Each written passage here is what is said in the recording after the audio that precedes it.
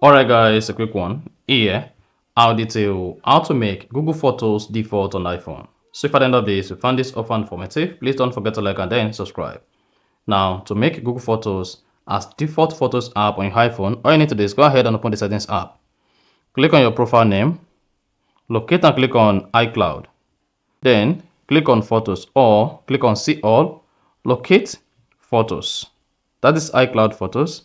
And then make sure you toggle off sync this iPhone. This is going to make sure your iPhone is stopped uploading your photos to your iCloud and then keep them on your phone.